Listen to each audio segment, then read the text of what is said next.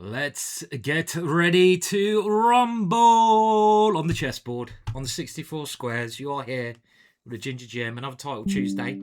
And we are going to be sacking, losing, one of the two pieces.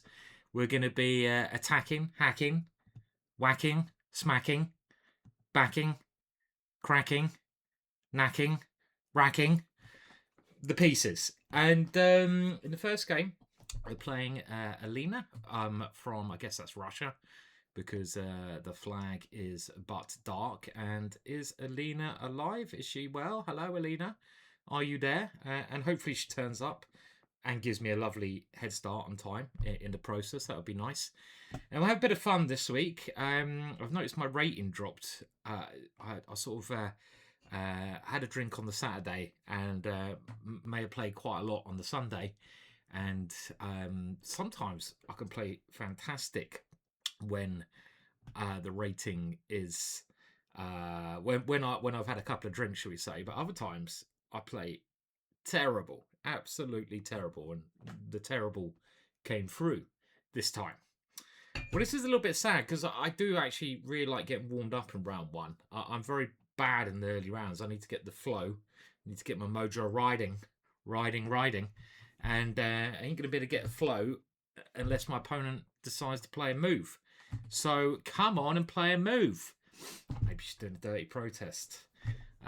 Well, here we are. Look at that. All you have to do is ask and you get. So we're going to play the French just to get into the role of it. French is my main opening. Because, oh God, I would not have played the French had I known she'd do this bullshit. At least she's playing a slightly more interesting line, and c4 is slightly more interesting. And I'm just trying to remember the correct way to meet this, and I expect some plan with a knight here. Can't be too shabby because this is the main square. Boris Spassky said it's not the isolated pawn which is the problem. That's the isolated pawn. It's the square in front of it which is the problem. And we're going to try and use that square as well as we can. And I'll start by obviously moving my knight in there. Not too worried about this move because it opens my opponent's king. And the only thing we need to certainly keep an eye open for is this kind of maneuver. Maybe I should be. Maybe this is actually quite a good plan that my opponent is playing. I'll try to reinforce that. I should have been a little bit more respectful of that because, okay, she can't push the f-pawn yet because of the bishop. But that's something I've really got to watch out for. So she's guarding the bishop. And now one of the problems I have here, okay, maybe we should go in anyway. Or do I wait another move until that? Do we even put the bishop somewhere like over here?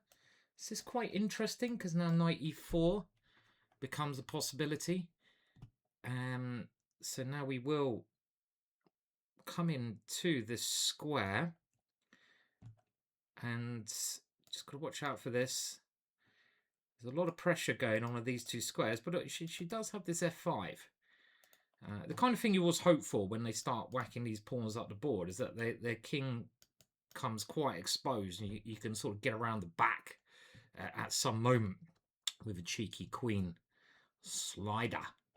And she's got to now decide where she puts this. So I have knight g3. I have a couple of very tempting options here.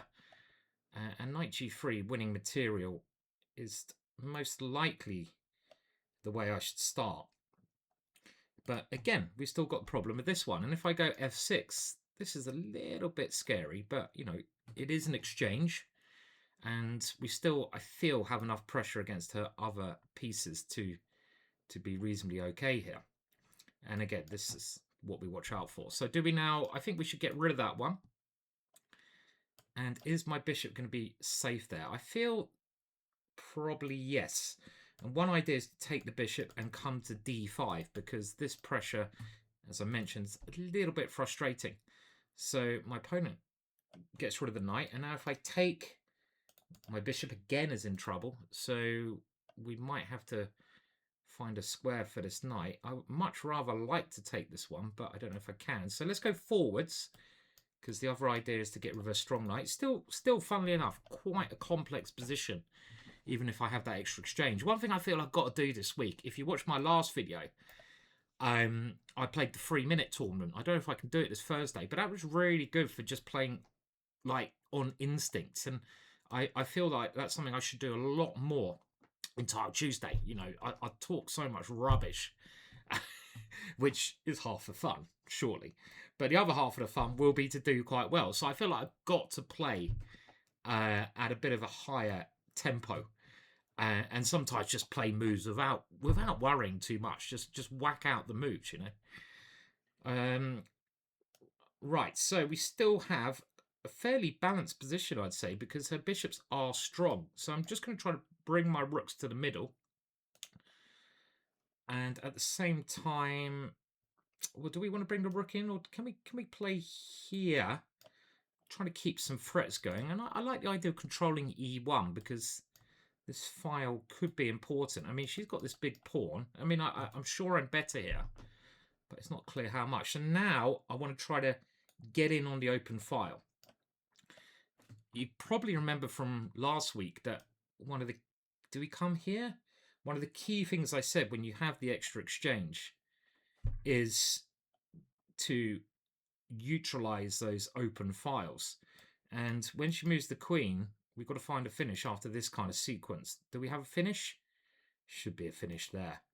I mean, if she takes on b7, a simple move would be rook b2. After I check first, it's called the windmill. Rook b2, and that would be the end. So she's had to go and defend as such. And I don't believe this is going to work for her. It can't work, surely. So we'll start by giving a check.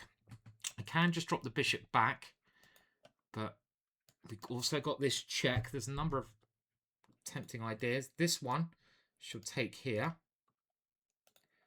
Dropping the bishop back seems a bit peculiar, but that was always quite a strong threat. And now we have some big threats with the rook.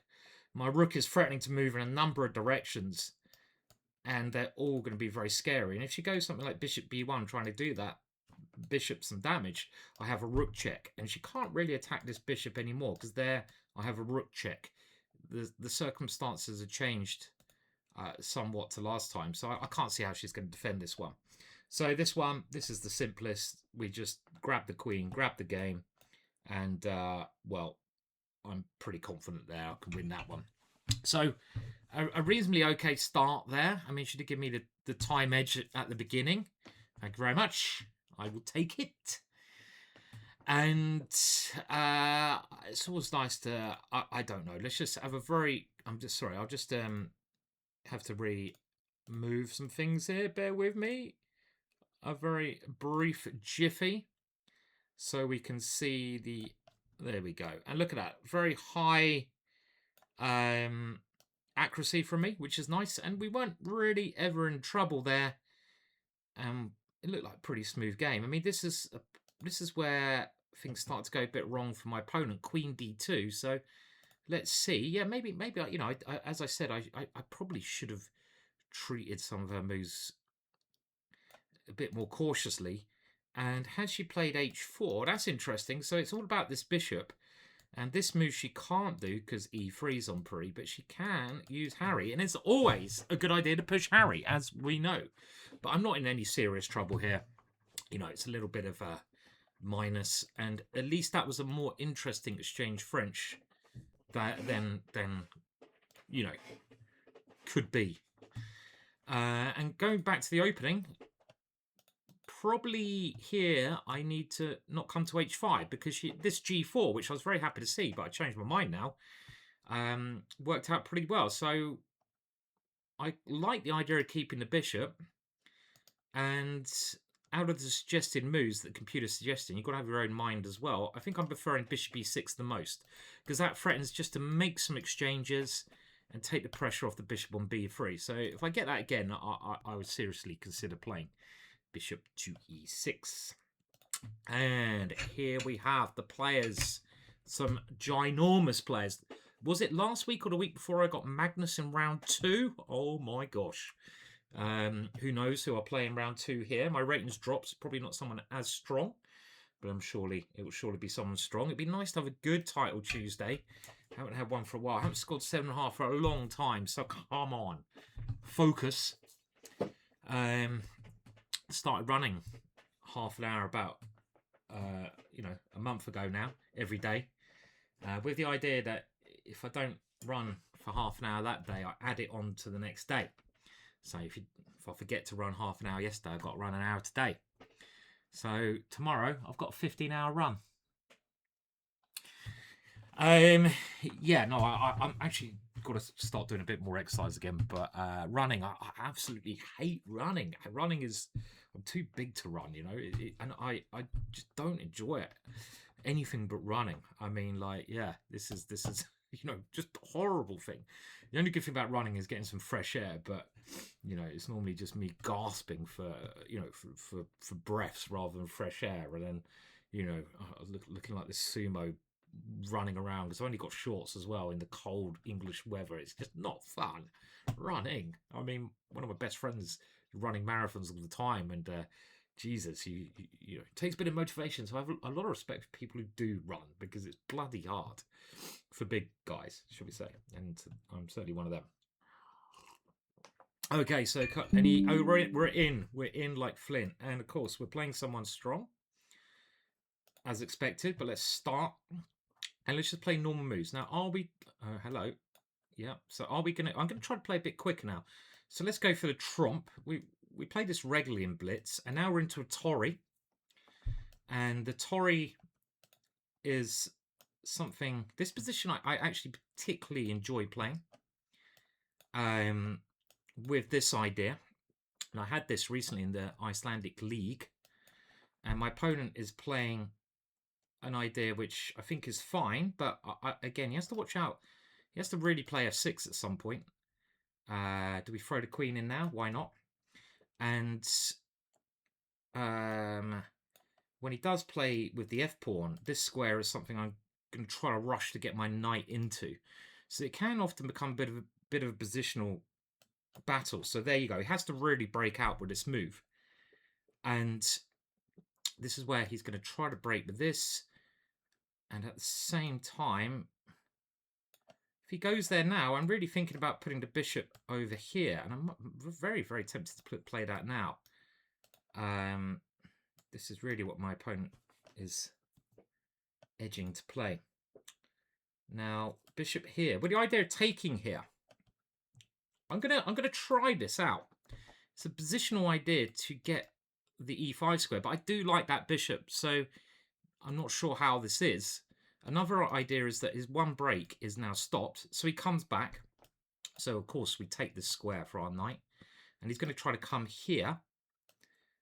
And knight g4 is now winning the exchange because we've kept the pressure on. We've done some nice, clever manoeuvring over on that side. And it's only the exchange. It's a long way to go because it's a block position. And remember, I'm winning the exchange every bloody game. When you win the exchange, you need to win more open lines. So here he comes, and I don't need to grab that rook as of yet. So e4 is kind of the first thing that comes to my mind here as a break. But then he's always going to meet it with this move. So other moves I'm going to try to play. I'm probably going to get my king off this diagonal, and I've got to find a way. So he comes in. So now, do I give the knight? Do I give the bishop? So I'm going to check, and I might even have g4. Is that playable? Well, again, don't overthink. You know, this is my strategy today. g4. And I kind of figure like having that there should help me. But what next? So if the knight comes back, I want to take with the bishop so my knight can come in here. If his rook comes back, I take on g6. So again, I'm not in a rush to take this one. It's a closed position. How good is the extra exchange? I don't know. So I'm trying to take it, but I don't want my knight to be sidetracked at the right moment. If he moves his knight, I will take it and come in. The only problem with the way I've played this is I've got to watch out for a d4 pawn sacrifice. This would be his way to try and get counterplay. So now he has come back, and I think it'd be crazy not to take this now. Oh, he's going to take this way. And he has this one. Crafty bastard. So that was very crafty. And I'm yes, I kind of fell hook, line, and sinker into that. You see, I wanted to go there, but then he takes it. So again, maybe I had a better way of playing. And this position is just very unclear. I know I've got the extra exchange, but I'm not entirely confident because my pieces. And I put my knight here, but it's not very good here. You know, on f3, be fitting a lot better. What's my knight actually? Where's it going there? But it's either there or h6. And h6 also I don't believe is a very good square. So my plan now, again, I've got to watch out for this diagonal. So he's starting to come over here. Now, I want to push my h-pawn. How worried should I be about this? I mean, he's getting... Okay, but let's not be worried about it too much because I get the B file. If he decides to open there, I do get the B file. So I'm just going to try to push the h-pawn. It takes any tactical stings off this, and I figure if I get my pawn to h5, maybe I'll have a chance to break. I've got to stay up on time because I'm very slow. So b4 is a risky decision for him because I get the b file. But I would be very tempted to play it if I was him because he can capture, come in here, and start to cause some issues. But, okay, so he's gone for it. So I'm going to go here. We're going to let him do his stuff over there, and things are going to get very complex, I feel, here. If he takes... I pre-moved that one. Okay, so he's coming here. He's stopping ideas. He wants to come here. Again, where's my knight want to go? This is the big question. Okay, should I have let his queen there? I mean, this was the not automatic move, and maybe the move I should have even played. So he's blocked it really down now. Okay, so I'm going to stop his queen coming here. But now this one is the issue. So we've got to, again, this was always the issue. Right, okay, my queen has found a square. Now my knight must maneuver now. So let's get the knight into somewhere where it's going to have a bit more fun. I also had h5 there, h6 ideas, but I'm concentrating on trying to reroute this stupid piece. Now, I want to cover knight e4. And at the same time, we have this one as an idea. Now, h6. Do we close it? I don't really want to close it. Or can we play something even clever like... Ooh. So he's really trying to block things down. Well, I've got to eliminate that knight. The knight is way too strong. Okay, now... What is this position? His bishop is bad. Stop that bishop coming out. We have rook coming around and a pawn break on the king side. Surely this is good for me. His bishop is completely blocked. So he wants to come here. So we're going to try to play g6 or something along those lines. So we have to swing it. Now I could have played that last move.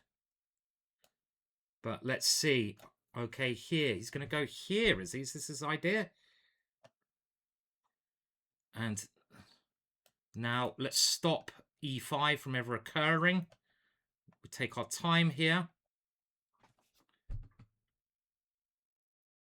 And playing this very cautiously. Okay, I'm going to take and I'm going to have to break with this one. Again, remember, it's about those open lines. He's trying to keep the position blocked, but obviously this is my next idea, and I've got the G file. So he's trying to keep it blocked. Should be doing very well now. If his king comes up, I swap rooks. It should, like I say, be pretty easy, and he's resigned. Get in there, son! Put that in your pipe and smoke it. Now I'm going to have a little sip of tea, chamomile and peppermint for those who care.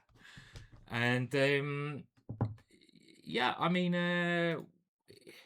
he played very passive when he went the exchange down, and I was trying to stop him from activating. So it's understandable that he was just trying to keep things blocked up for my rooks, because we've been going on about the power of the rooks, and we didn't want to let them break free. And good, look, as long as we keep scoring over 90%, it's looking rosy, a whole lot of rosy. And there was some, you know what? I think there was some reasonably clever positional chess there. Dare I pat myself on the back for a brief moment in time. Not a long moment, because it's only one game, and we know the way that I roll. There's a many games to go. But the moves, I mean, I'm really enjoying this middle game. I've got this so much. I'll try to get a course out on this suit, because I think it will suit many players out there, this position, just for the fact that very easy to play. It's like a Jabava London. It's a really interesting position. So I might try to get a course out on this, to share some ideas with you. But I get this position very, very often. And the middle game, it's always important to know how you play the middle game. And really, to understand the good middle game concepts takes a lot of time and experience, I find. And this kind of middle game is one of those middle games I'm talking about. So you've got to think, what's he trying to do? Well, his only break is e5. What are the weak squares? e5, e4. But if he gets a knight there, I can eliminate him. This bishop is bad, but it has potential. My bishop is good. But if I can swap these two off, then my knight could well sit there and dominate his bishop, because his bishop is trapped behind the pawn. So this is my positional idea behind playing this one. We try and eliminate this geezer, and then if my knight gets there, he can never remove it. So this is actually, I think, quite a nice idea. He sees the plan, being an extremely strong player. And I'm just trying to find my fan, because I always get a little bit hot when I'm doing Title Tuesday. It's the lights, the camera, the action. And, okay, maybe I can do it by hand. And now our knight obviously comes in. And our knight's now found this good square. And when he gets his plan in of exchanging knights, so he's played quite a good positional idea. If my fan is turned on. If he play, if he's played, it's quite a nice positional idea. But this one, my knight has found a better square. And here he can't keep his rook. So the rook goes back, we go here. Okay, so we got another very tough game. We've got white again, so let's try to play quick. Let's try to play fast. Let's try to play with instinct, as we've done. And we'll whack out on my favourite move, d4 again. And I think we'll go for similar Trompovsky stuff, because it's taken me a year or two to get used to playing the Trompovsky, even at my level. But I figure I'm finding how I like playing it now. It often takes hundreds of games, thousands of games, until you find what you like, and you've got to adjust until you get there. And I'm not actually sure I like this particular line, but hey ho, and hopefully you get there eventually, because this is just quite a good move, actually. And now if he lets me do this, great, but he's not. He's going to stop me. And yeah, this is actually one of the lines that I keep meaning to do a bit of work on, typically. And, of course, I bloody haven't. Nice one, Simon. So I think black is fine in this position. I'm not really a great fan of what I've done. So maybe taking on g6 is not the preferred way of playing this, I would hasten to add. My one break is most likely going to be c4, so I'll prepare this one. But he does have chance. If I castle quickly, he's got this kind of idea. Don't like that one. And now he's stopped my c4. And okay, I can play this, but my dark squares are a little bit funny. And I don't want to castle and t-castles, because g5 looks very scary. Okay, so we're going to have to play this now. And, of course, in he comes. And he's now even coming with this, right? Shit. bummer. So have I just walked into something really stupid here? Okay, well, let's take this one. So yeah, so this has gone all a bit pear-shaped. Again, it's finding those openings. Against these guys, you need to get comfortable openings that you know and you enjoy. Not there quite yet with this one. This is something I need to go away and do my homework on. Now, of course, he can win the exchange here, and that's probably a decent idea. But do I have any compensation? Well, not enough. It is the honest answer. He can also try just taking here, and I've just noticed the problem is when I go here, his bishop comes in, but he's decided just to win the exchange, which is fine. Do I have any compensation? I doubt it, but I didn't really see any other option, and the exchange is the exchange. I'm glad to get rid of his light square bishop, and it does, in some weird way, make my play a little bit easier, this, and it's all about practicability, obviously chess. And my moves can at least come a little bit quicker now. So, okay, so we hit targets, we hit this one, we hit this one, and we got some easy moves to play. Now, don't really believe it. Do I play here as well, or do I play here? Both ways, probably try to force this move.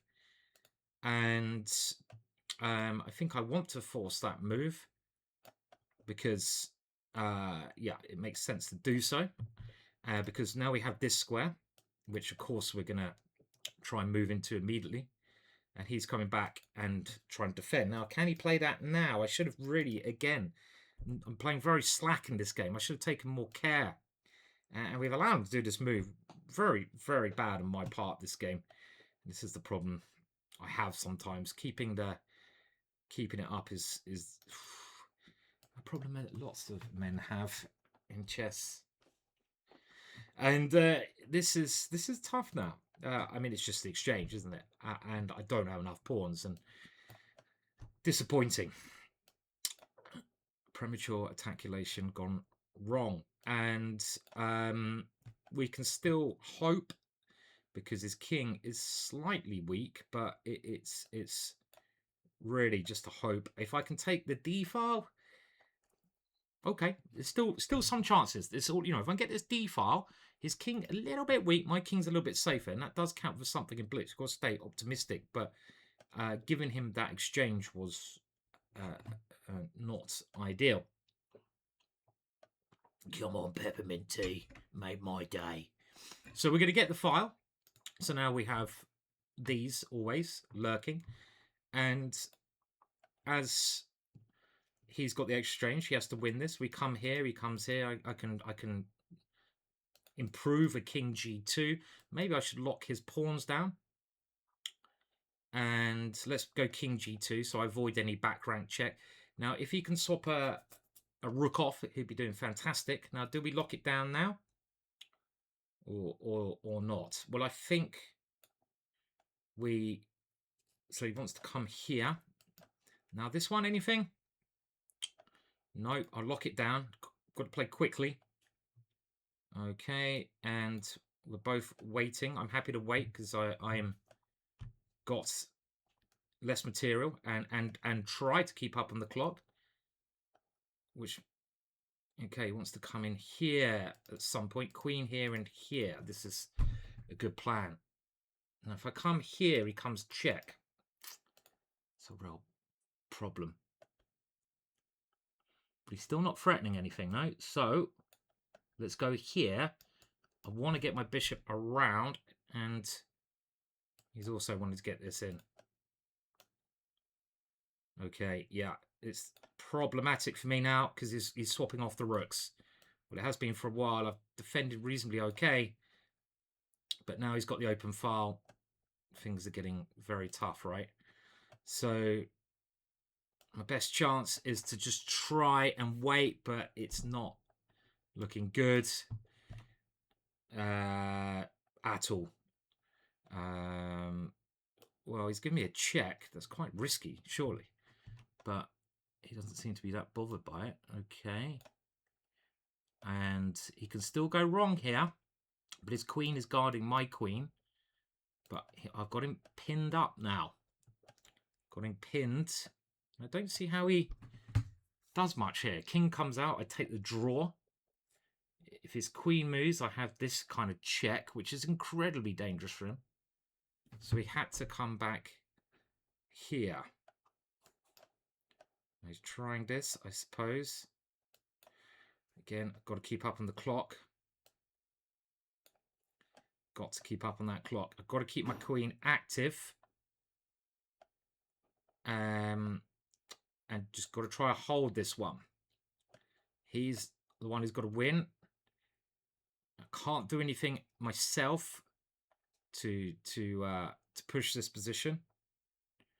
Okay, so he's come here. I'll go back, get the king out of any checks. We had this before. And now he's pushing. Okay, risky. His king becomes more exposed with this move. Now, I want this option in some scenarios. Does he want this? Okay, let's get the king around.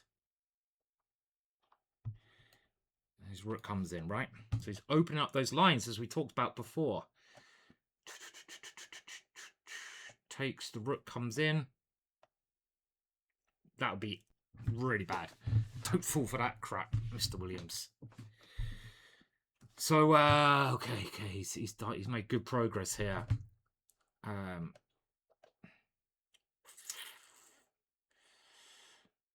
Okay, we've got to keep up on the clock, but I don't like it because now e3 becomes very weak. And he's got this one, hasn't he? Shit, okay. Okay. I mean, that was just silly. Well, he didn't see it, but I mean, I think it's winning now anyway. His position. Well, we can keep checking him, but he could have won immediately, obviously. So he's giving me like a glimmer, but not much of a glimmer. Okay, someone at the door now as well, which is great. I'll have to just answer that in a sec. Good, typical. There's someone at the door as soon as this happens. 1 sec. And, well, this ending's losing, so I better answer the door. Okay. Right, I'll be back in a sec. Okay, so, well, we fought hard there, but it didn't go well, did it, that one? And there was some sort of key errors. That's an opening after I mean, the thing is, I'm so lazy. I'm going to have to keep looking, and I never get around to. Had some chances to hold at the end, but his idea of pushing those pawns was clever. Could I have done anything? Probably. Maybe I was even holding reasonably well at the end. We can have a quick look, can't we? I mean, with his time, he's yeah, it's not holding, is it? So, for example, this position, this G5 was just a very good idea, wasn't it? And he could have won earlier, but yeah, he missed that. And it's always difficult. And he came up with a very good idea. I mean, yeah, I probably should try to liquidate all these pawns, because if I can somehow win a pawn on the queen side, this A5 is probably just a bad move. I need to try and swap off these pawns, because then I might be able to hold that. But it went wrong a lot earlier, didn't it? And the opening was very unsuccessful. And this bishop takes f6, I don't really believe is the way to play this. So I'm going to have to look at this position. I'm going to have to come up with another approach here. I expect we can find something interesting there, but bishop takes f6, I don't think is a good way of playing the Trompovsky. I've come to the conclusion of. So I've learned something. Right, so we've now got an Albanian player. One of the coolest flags around, the Albanian flag. You know, that what bird is it? It's like an eagle on a red background. It's fantastic. They have a lot of barbers in England. And so we're going to go into this French defense, Tarrasch. And this one, I wish I could remember. I think this is one line, but I haven't looked at this for donkey's years, with the idea of sacrificing. I recall I've had this in a game a long time ago. The other way you could play it is just, I mean, I have to sacrifice now, right? I hope I'm not getting my lines mixed up, because do I actually have any compensation here? Now takes here. It looks unimpressive to my eyes. So what am I what is the point of this sacrifice? Have I played this bad? Takes here. I think that's just, I have to move the knight then, therefore. And then he just comes in here, right? I don't really see what compensation okay, so, oh dear. Okay, so obviously when you sacrifice, you should really think about it first, Simon. But it didn't. So that was a little bit stupid. You know, you sacrifice, maybe have a think about the sacrifice first, Mr. Williams. So takes, he's going to take on h7. And he's going for the G file. So, all right, well, we'll come up with a standard maneuver of bringing this piece around. But it does look, it looks a little bit iffy, certainly the way I played it. And here, he still takes here, right? Now, takes and coming in here is kind of interesting. But do I want him to take this one? If so, I should probably play here. I've got to watch out for this kind of stuff with the queen coming in here. It's also here. So, okay. Right, let's bring it over. I have my doubts, again, if that's best.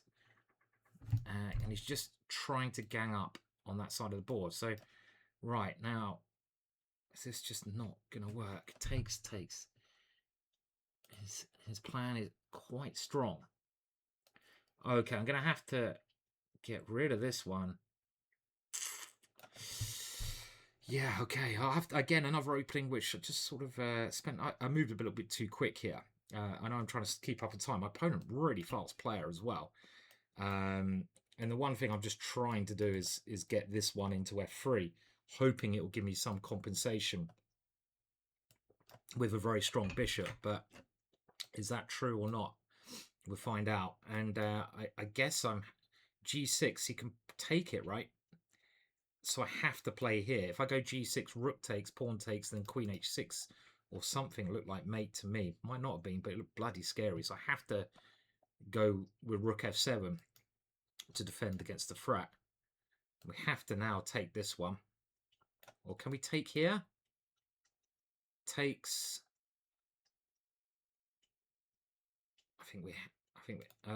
Takes. Check here. Crafty tactical idea there, right? Oh dear, this is tough. Takes, well, maybe losing is a fairer word. Here, I don't like it at all. And now this one, and I have to move my rook back, yeah? But there's all sorts of problems here. E7 takes here. E7, queen, rook here is what I'm hoping to hold on with, because I don't like the position. If he ever gets a chance to take here, he's in a pin at the moment. If he ever gets a chance to take and sack here where I'm playing with a bishop and the rook against the queen, that's just quite easily losing. So he's gone for the exchange of queens. Slightly surprising. Do I have any choice? Can I take over there? Nope. I have to take here. And is there any holdable chance here? I think it's, again, not likely. He just comes in, doesn't he? What about here to mix it up? Here, then rook d3. Not working there either, is it, boys?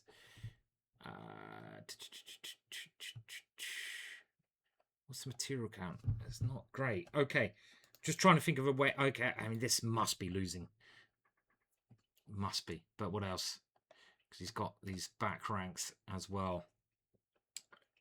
But I couldn't see a decent way to play. And okay, yeah, this is just really bad. I mean, he's just got to play this one, avoid doing it the other way. And yeah, it's gone now. Okay, yeah, it's just a little bit, again, on the back foot in this one.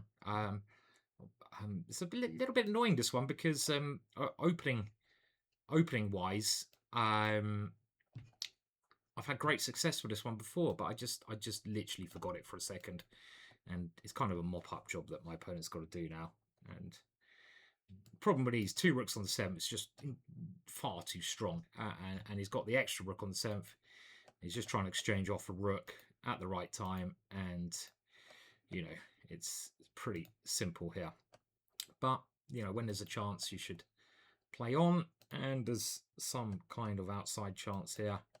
So we play on a little bit.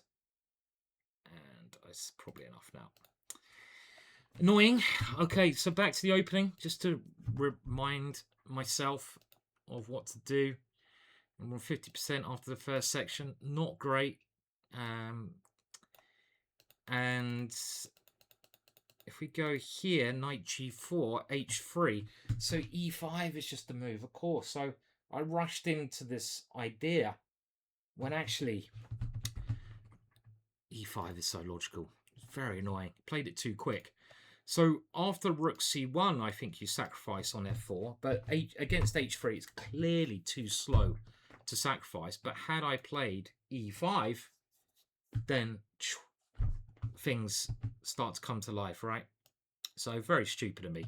And this is a fine position because he's got these little weaknesses. And when things get exchanged here, I'm probably better. And I have had a look at this before. And, you know, I thought I knew what I was doing, but I didn't. And I realized that when everything came off. And I realized it here. For some reason, I thought I had this because queen takes g4 would be a move, but I never do. So we kind of did well to get any chances. And let's just have a look. I mean, it's really just an exchange here. I don't see it as much. And I don't think we ever really had much of a chance. And he played this excellent d5. Yeah, and I'm busted. So well played from my opponent, but not well played from me there. And after the first couple of good games, it's got a little bit harder. So there is a break now, and we'll try to do better. I mean, I think we're playing all right. A couple of bad openings have not helped, which I need to revise. This one, memory. The last one, I keep experiment with it. I haven't quite got there yet. I need to find a new setup against the g6 moves. There's plenty of other options. Probably knight c3 going into Jabava off the top of my head sounds like quite an intriguing way to play. And that's probably, just think about it out loud, what I'll try in future. Experiment with that until I look at it with a computer. What I like doing with any opening is I like experimenting with it as much as I can without like using the computer, because you get your own thoughts first, which count for quite a lot occasionally, and then only then in the future can you put the computer on to. Because when you put a computer on, you're not thinking for yourself. You're just copying. And I find that quite a bad way of learning, personally. I'm an old school geezer. Right. Next game, starting any second. All right. So I'll switch to the English opening. And we always play this guy on Title Tuesday, Jan. And, okay, looks like it might go back into Queen's Gambit, which is fine by me. And I'm going to go for Bishop f4, which is one of the modern interpretations. I say modern, it's not that modern anymore. It got popular about, I don't know, 20 so years ago or something, I guess. And this position I've had a couple of times, and I think black's doing okay here. And I don't necessarily know what the theory is here, but I mean, white's not in trouble. I mean, I'm going to just throw this in because the knight seems quite good, and I might even have a chance to bring it back. And I want to force my opponent's knight to come to the side to defend against knight c7. It feels that my opponent's knight may be out of the game a little bit there. And what else are we trying to do here? Well, I guess get the rooks to the open files. My opponent's queen doesn't have a particularly great square to go to, so if I can line up my rooks against the queen, that'll give me some pressure, and just try and improve this position bit by bit. I mean, like I say, the immediate threat is to win the exchange with something like this. Now, my opponent may just be able to play knight c6 and avoid that. I don't know. I mean, that doesn't look crazy. I'm not really threatening. This must be one of the better moves my opponent has. And it'd be a shame if I ever had to come back. So he's coming here. Well, I didn't consider that at all. And he's trying to make a mockery of my plan. So can I come in anyway? So his rook comes up. Then we could take here. Wow. Or I could take here. How am I going to lose? The problem is if I don't come in, I'm getting pushed backwards. So I'm going to have to take the bull by the horns. Otherwise I'm not enjoying it. And now bishop takes looks natural, but again, I don't want these pawns coming forwards. And this position, how is it? He can take here and take here. Okay. His plan has worked well. My plan has not worked well. Now, I could... It looks so wrong doing that, doesn't it? Okay, so we do this. And after rook takes here, this one, he's got rook here, which I've just noticed. But then we might have c6, which I just noticed as well, with some compensation, most likely. But is it enough? I don't know. Taking here, he takes my bishop. Looks naff. So I don't see any other way to play. Well, a taking here, I just don't really like that. So rook here, here. It's annoying. c6 takes, rook takes, queen c8. Do I have a good move there? Otherwise, I'm just a piece down. And I don't see a good move. Here, knight here, queen in. Is this any compensation? I don't think. Okay.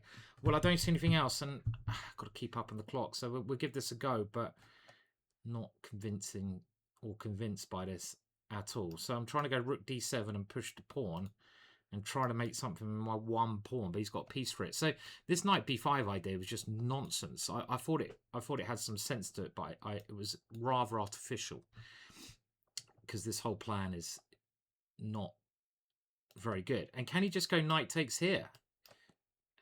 Okay, well, possibly he could have done. Have to go here.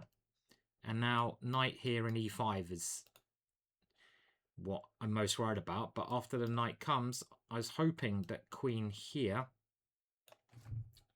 might cause some problems. But this was the move after e5 that I was most worried about. So e5, bishop moves, queen here. Then if I take, rook takes here, knight takes, bishop takes here. That's okay for me because this c pawn is still dangerous. So this is not 100% clear. This position as far as that, because he can't. Okay, so he pushes out. Now taking here, everything comes off. Rook f7. Good, another good move from my opponent. He's playing well and very short time here. Now taking there, I wanted to play, but at the end, rook f7 and no normal follow-up. Okay, so now if queen here, I'm hoping to take and take here and take here. When I have ideas like bishop d8, and I feel my two bishops are good there.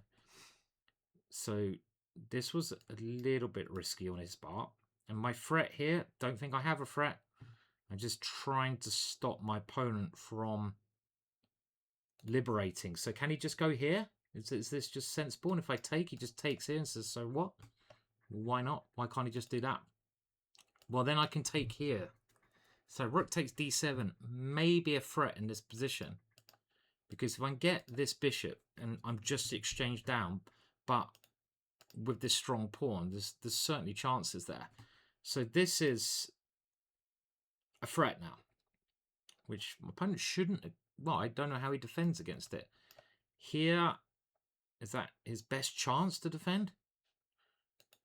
And like I say, after the way the opening went, or not the opening, that one move, knight b5, I think I've made the best of this position that I possibly can, right? The c pawn is just the one hope. Now, can he go bishop d8? Takes, okay, so he's gone here. So we're going to go for this line now. I don't think there's anything better.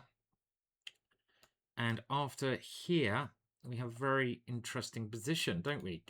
I've got to make sure that knight of his can't get around, but can I stop it? Like bishop here, knight e8. So very important where we put this. So here he comes with e8. So do I come here? I want to get a bishop here then. But then his knight comes here.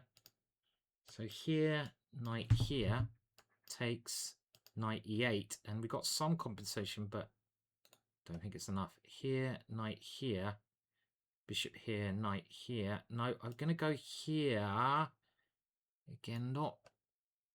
This feels so much more natural, but he would come to e8 with tempo. So if he tries the same thing, bishop here, knight e8, now I have bishop b7. So we have to come in to keep this threat up. And if he goes here, here, takes, somehow would be a pawn up there, which is kind of ridiculous considering how things are going. So he's come here. Normal and good idea. Such a strange position. Here, knight here, here. We try to outplay him that ending. It's probably the best chance. So let's go for it.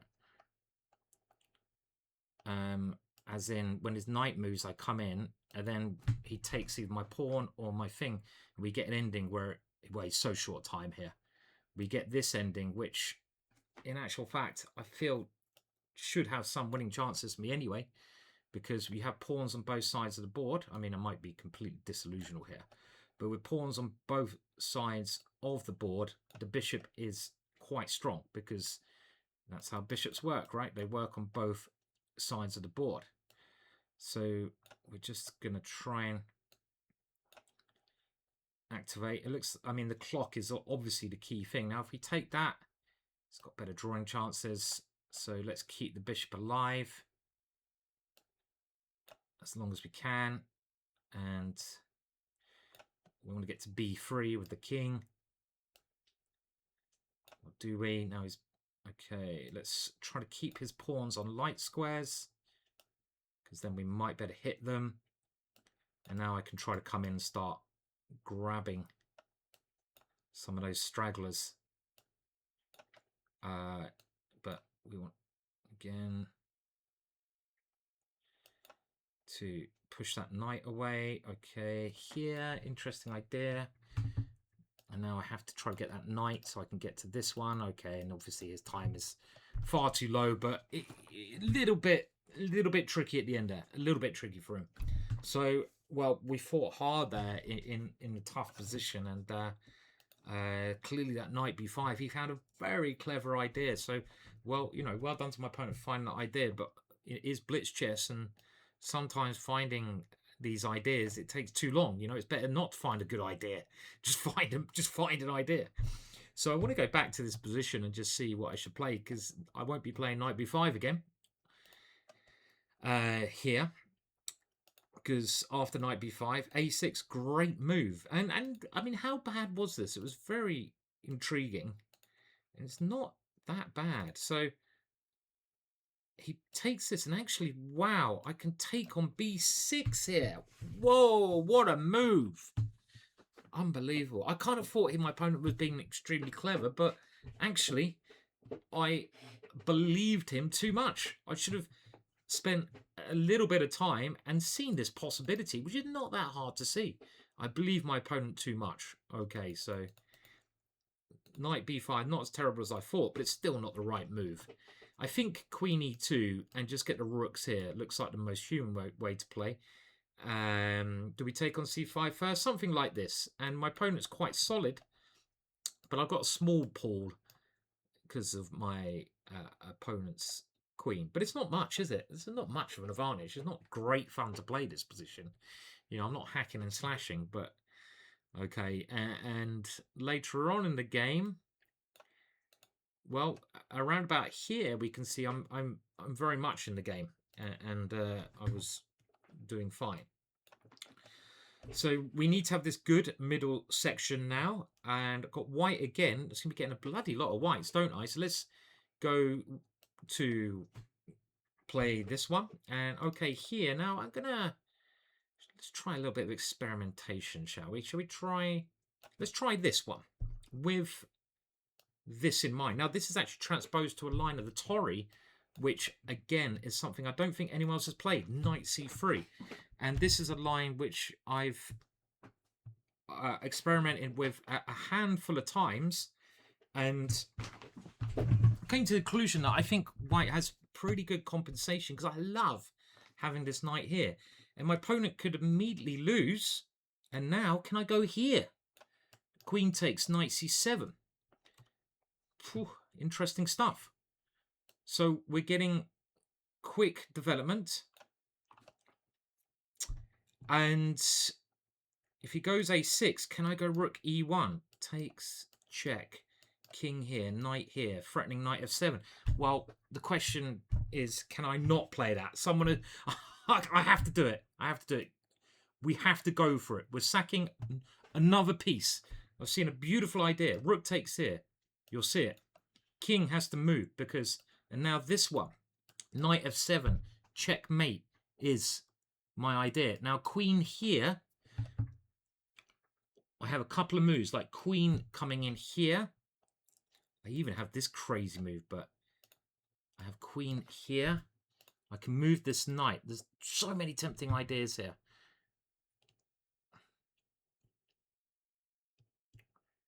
Queen here. Here. Should be winning. I'll just... Here. Here. And then back. That looks better. And if here, I take and I get the queen. Okay, again, I can't think for the perfect solution, so I'm throwing it in, and my rook also comes in. The piece, irrelevant. So the point of this now is I also have this check. Or check here. I have many tempting moves here. Check here. Takes. Here. Check, winning the queen. This is it's very tempting. Check here. So check f6. I also have here. What is the best line, guys? It's oh, I don't know. Is it the check f6? Knight takes bishop e7. Check f6. Should be a win. Should be a win. Can't see it. So we're going to come back here. The check, very tempting. And now I want to come here. And he takes this one.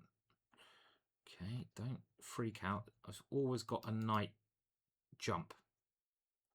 So here, I thought I could go here, but I can't. Bollocks. All right, let's just get this one in. Yeah, it's nothing better. Okay, come on. You can't lose this game. This is now. I really thought I could go there, but I couldn't. So here, now there is knight jumps and I'm on the queen, but here takes, rook takes here, not working. Fuck. I'm gonna have to move the knight. Where do I move the knight now? Do we takes? Come on, Simon, you're not calculating well in this game. Okay, let's go in and go here with two ideas. Keep trying to keep some attack going, but maybe I'm better than this. So this one and this one idea, and this one, checkmate, the other idea. A move like this loses to check, king d7, rook e7. So it keeps the pressure on him. Like h6, we come in. But I've taken a lot of time to get here. I can't see the defense to my threats here. There must have been such a beautiful position to have. I mean, not like as in, I'm sure it's winning for me, but it's fascinating opening, fascinating position. How many times you get this kind of against a strong player? 2891, something. I didn't even realize 2891. I thought this guy was about 2400. Okay, so now this check, clearly. Nothing better? Nothing better? No, check. This is my idea. And I've got, after this, rook h7 check. Oh my god, that's so sexy. rook takes here, check. Look at this. This is absolutely brilliant. If I dare say so myself. Oh, put that in your pipe and smoke it, son. Oh, space cowboy. Look at that. Beautiful. Just call me Morphe. Give me the morphine and give me the morphine. Don't give me the morphine. Don't need that. Not good. Leave that to Tao. 20 moves of pure, unadulterated violence. He doesn't know what hit him does. Volodya. Volodya. What you can do about that, son? We can do about that. That was nice. That was nice. Now, how much of that was rubbish? I think actually, you know, what you got to do sometimes, you just got to realise pieces, it's like material. Just let them go sometimes. I have experience. You know, it's the more important things. Let's have a look. Well, I enjoyed that one. I enjoyed that one. That was flowing.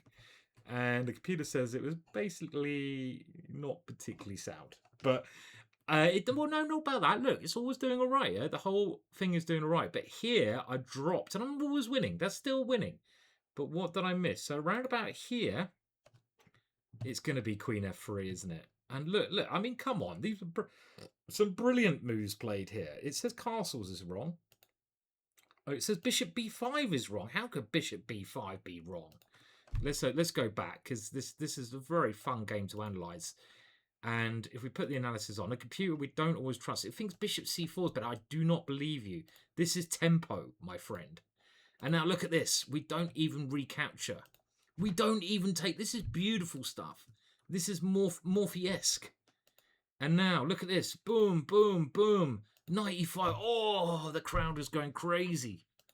And now what's the win? Queen H5. Fantastic. Threatening this one. And now Knight F7. Oh, shit. I could have done it straight away. This is the typical example of you see a tactic, just swap the move order about. Because I did see this concept, but I didn't see it here. I was looking at queen check here and then taking on F6. But of course, I take here, check here, rook takes E7. Oh, that is quite sexy. I'm still winning though after this one. And rook D1, and it's amazing that look at all my pieces. I mean, who cares? It doesn't look like I'm a piece down here, does it? Not with these sexy beasts in the middle, literally hovering over with, you know, dunking their ball sacks on my opponent's eyeballs there. And he is in a lot of trouble, and he plays this move. But now I did come up with the best sequence. Actually, this is a nice game. There's many tempting moves, but this, and this move, the killer, just trying to get in on the dark squares. And my opponent is hopeless now. And this was one beautiful little finish. Oh, we like that. We like that a lot. Come on. Rolling. Beautiful stuff. That's the way to play chess. Volodya says Volodya. And, you know, it kind of, for me, you know, you have one little spark every week like that, and you kind of feel like, yeah, I'm kind of satisfied. But let's see if we can keep it going. We're after 6 rounds. I want to get to 7.5. We're halfway through this little bit, this part of the course, 6 rounds. So you never know if we can try and get a good next 2 rounds in, like 2 points, 6 out of 8. Come on, just win the next 2, Williams. You're playing well this week. I am. I feel like it's flowing. It's flowing. It's glowing. I'm glowing. It's flowing. It's all right. And yeah. So, okay, for those of you also watching this, what else I've been up to, make sure you check out my latest, well, it's not out yet, but when it comes out, Stonewall Dutch course, lifetime repertoire on Chessable. I've spent so much time on it. It better be bloody good. Also, if you haven't liked and subscribed this video by now, what are you doing here? I don't mind if you hate me. Just get off my channel if that's the case. Go on, sod off. Go to something a little bit more PG, like the lovely Anna Cramling, who is brilliant, by the way. I do like all that stuff, and she's a lovely person. As in most of the chess streamers, and because that's how they became so big, by being most, not all. But we won't go there. We won't pass hate around. We leave that to Kramers, shall we? He's a specialist demon of hate, it seems, in a very sly way. It even makes it even worse. But anyway, that's a story for yet another day. Okay, and at the top, we don't really care how everyone else is doing, do we? Who cares? But we have this guy Pravnav, great player, and he won it last week. Very young. Not sure who this chap is, but Father Christmas. I heard Father Christmas is a bit good at times. Hikaru, Smack You Up, Amura, Duda, the dude. That's one of the American Sam Semyon. Well, I mean, class act, very class act. Sinbad the Sailor, no, Sinner, Motherhead, and again, some of these players, I apologise, I haven't heard of, and I should have probably, but should have, could have, haven't. So again, my apologies. They're so strong. I mean, probably even played them last week. I don't know. That was a week ago. How am I supposed to remember what happened a week ago? I don't know. And okay, we're in against Sem, who is streaming and has a lovely picture of a cat, which already makes me think he's a nice guy, because anyone with a cat, yeah, they're cool. So he's a Grandmaster, and we're going to go with, should I go forwards for a lot? Yeah, why not? You know, live a bit on the wild side, my friend. And this line is dubious. Probably, I don't know. I'm thinking about going b5, but I might just be getting that one whipped off.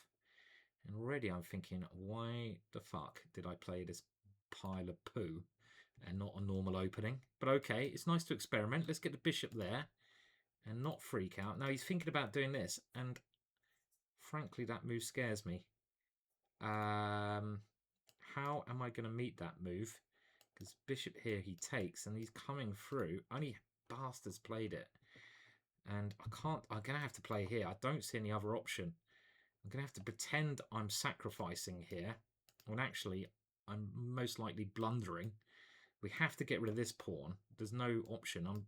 And maybe this is something, but I very much doubt it. Now this is another option, but I don't believe it. We've got to develop.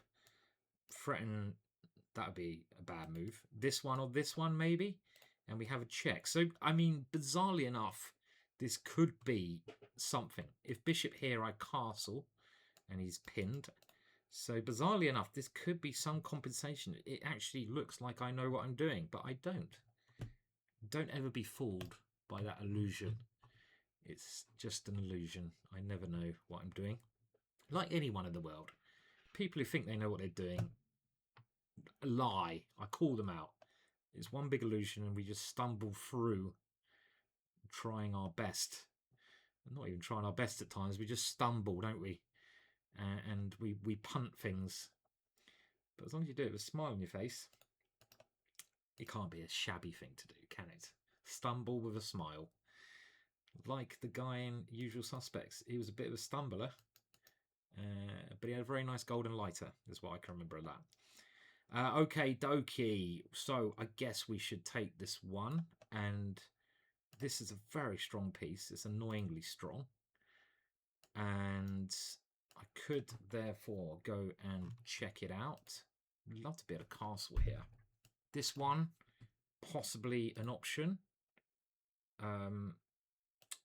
Oh shit, no, he takes it and I lose a piece, because that's, again, I'm just stumbling through life like an absolute fool at times.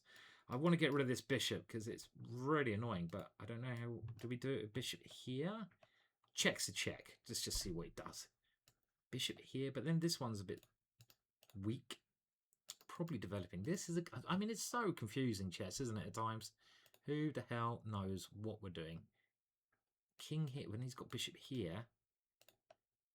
Bishop here looks positionally disgusting.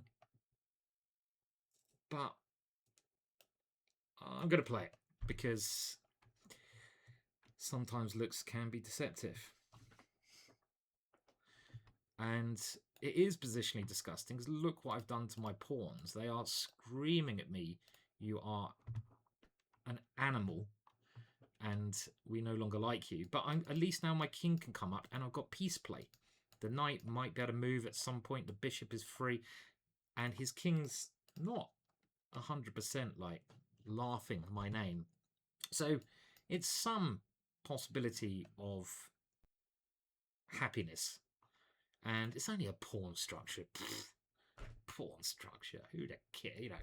So he's trying to get his rook out. He's doing a swinger. And my king now jumps into life.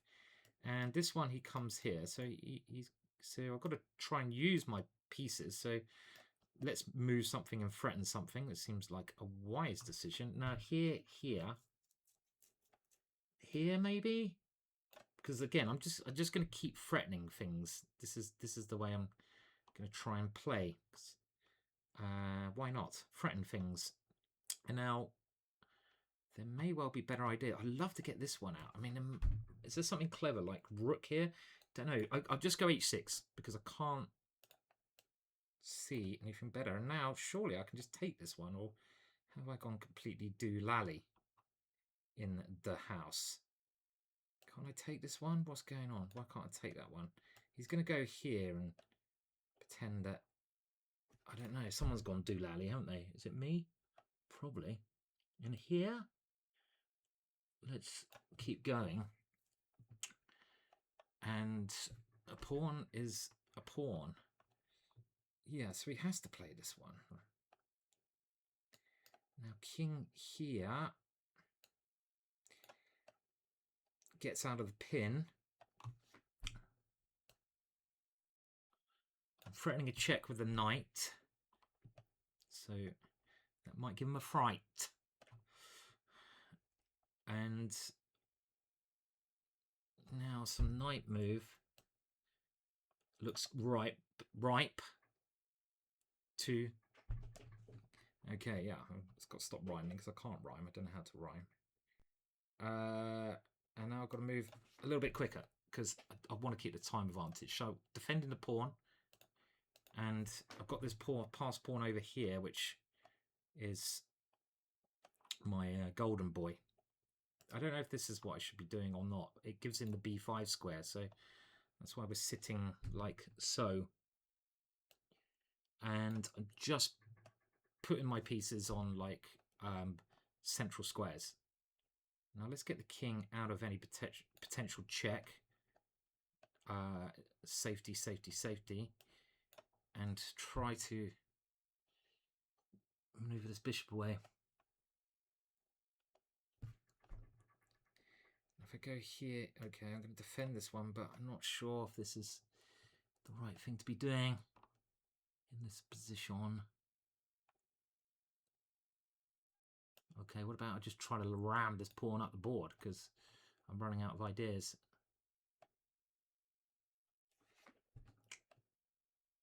If I ram it, okay, let's bring this knight back. Centralize attack. Here's a pawn up, so, you know, pawn. It's a very useful thing to have in this world.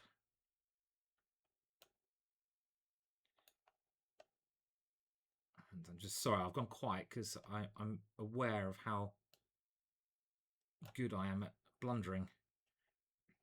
It seems to be a speciality of mine.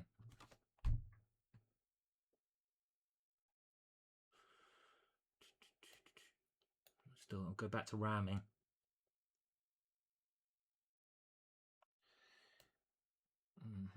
That's a good move, he played that.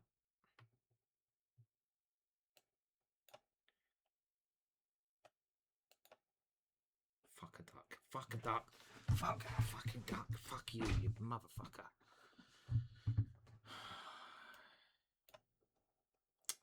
Shit. Well, there goes the blunder.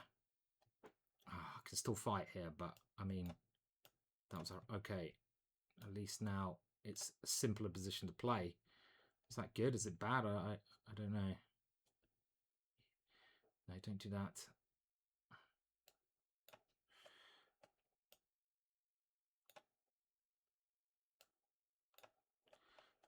lose that pawn. That was very bad, though. I mean, not... Are we going to come up and get mated, maybe? No, we'll move this one. So I'm covering the check with my bishop. And we can still try to push that pawn and win this. That one... Very risky, isn't it? Because my king is exposed. Can we go back? Maybe, but...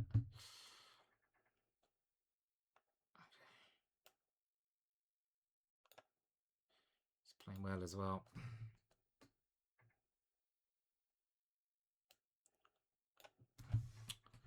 Fucking hell. Playing badly.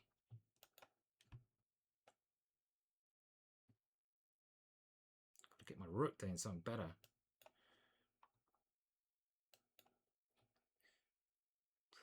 Why don't I take that fucking pawn? Terrible play. Terrible play. Fuck. Fuck. Fuck.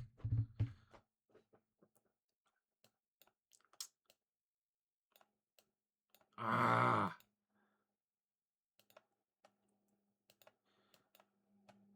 Oh, I'm so annoyed with this game because I've really played pretty well for quite a bit of it, I feel. But that's not good enough, is it? Unfortunately.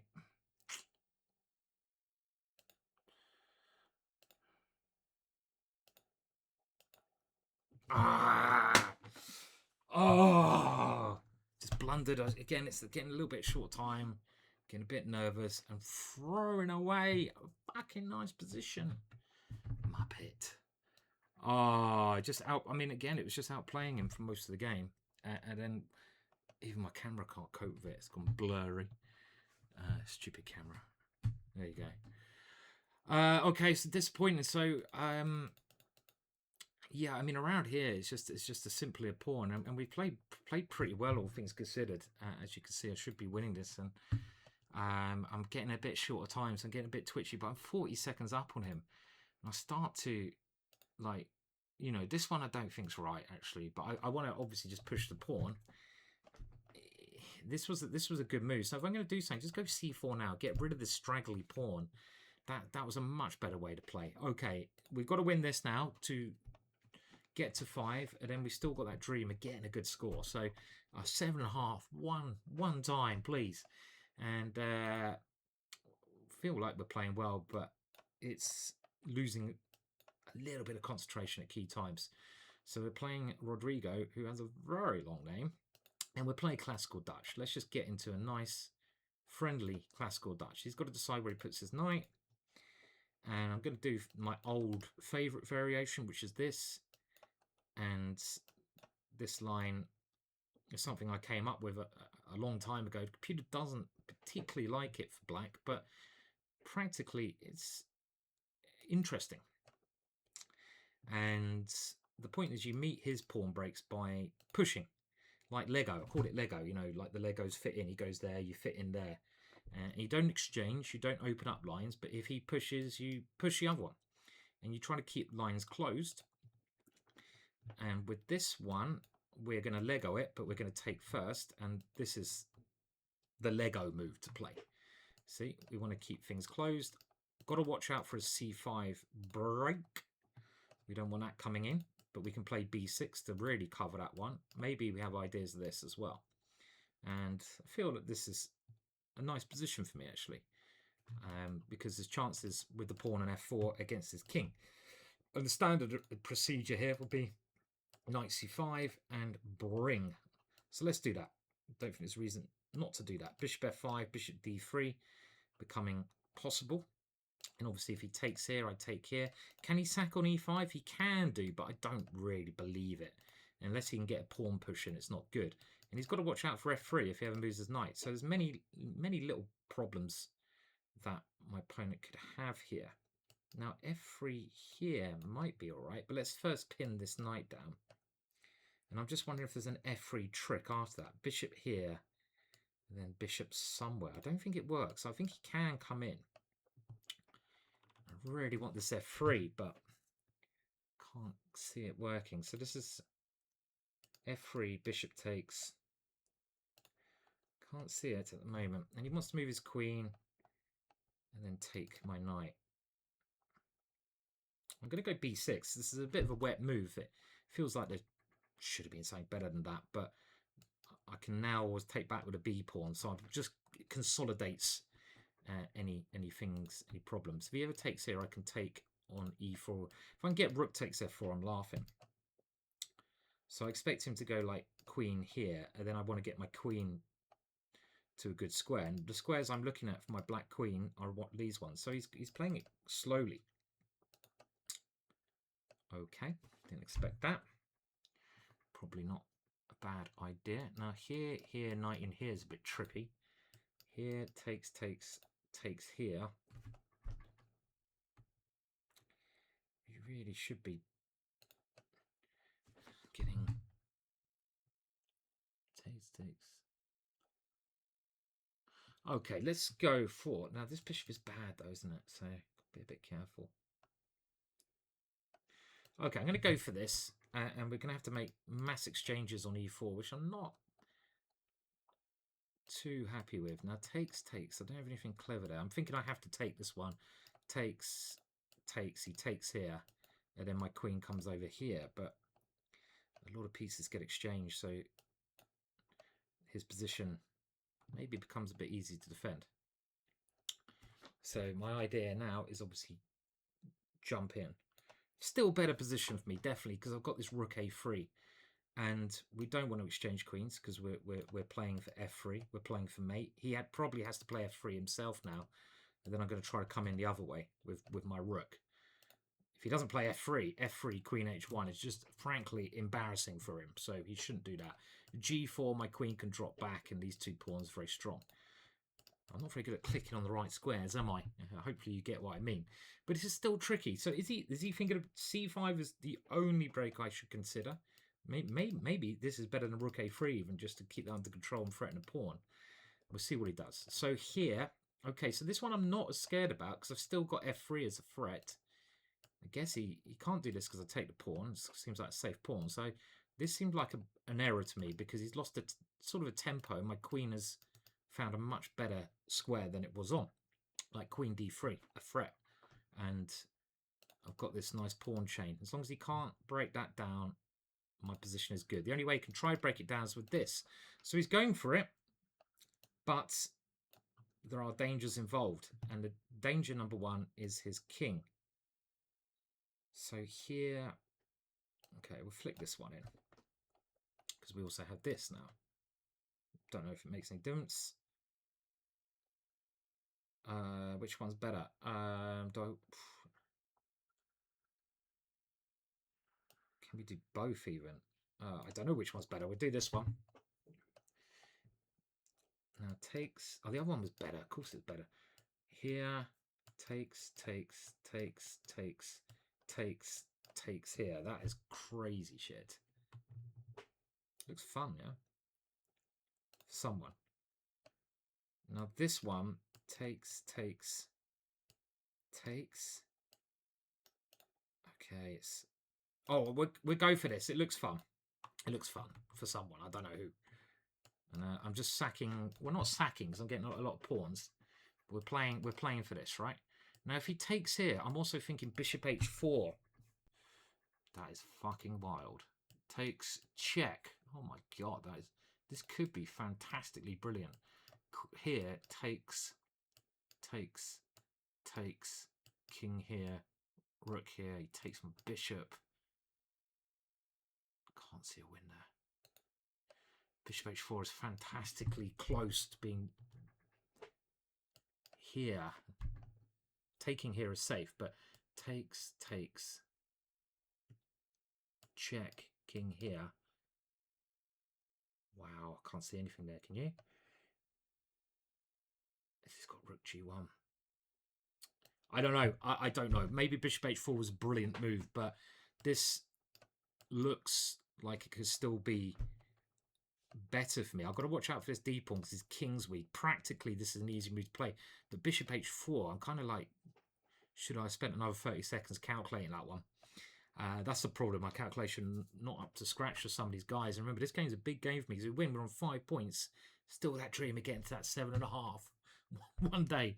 And the clear idea now is after this one, do we take here first or do we take the bishop first? So here takes. I think we take the bishop first. So here takes here takes. Then he has a check. King e7. He has no other checks. And if he goes here, I can take, check here, winning. So that, okay, so he hasn't taken it. Wow. That seems like I should just be somehow doing well. I mean, for a start, let's go e4. Stop that possibility and open up other ones. So he's looking at these things. Maybe I just bring my rook back now. It's done its job to stop any back spankers from occurring. And okay, so he's finding good moves in the... Okay, I mean, I don't know why I'm still... I can relax a bit now, let's be honest, because his time is so bad. But this position... yeah, I mean, I've relaxed, shall we say. Surely doesn't have enough time to fight here, does he? I mean, I'm not... Let's just keep the clock against him.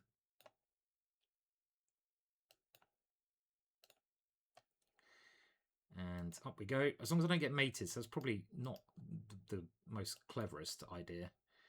And yeah, he's way too short a time. So okay, so there's another little break now, and that one, well, another interesting game. I mean, we're doing well on that Dutch, but there was that. I just want to see that bishop h4, because if that had won, that would have been a very nice way to win. But I couldn't make it work, and I think the way we played would have won, and had I taken it a little bit more seriously.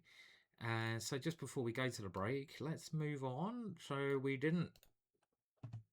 We played bishop takes here, and I could actually take on g4 straight away. So this was actually the best way to do it. And yeah, I mean, that was my plan all along. Why didn't I think about doing that here? So this is, I mean, I was only looking at 2 ideas, and the other ideas didn't occur to me. But this is much more forcing, yeah? I think the thing I was worried about was something like here, and then here, because he obviously covers my queen coming in. But the computer is indicating that in this position, I can play the very slow move, bishop takes d6, which is very hard to see. I'm completely winning, even though I'm a whole rook down. Even against moves like this, apparently I'm winning because of queen h5. Now, that is another level of vision, and vision that I don't have. Okay, right, so we're on 5. 2.5 out of 3 needed for that 7.5 point. It's not easy.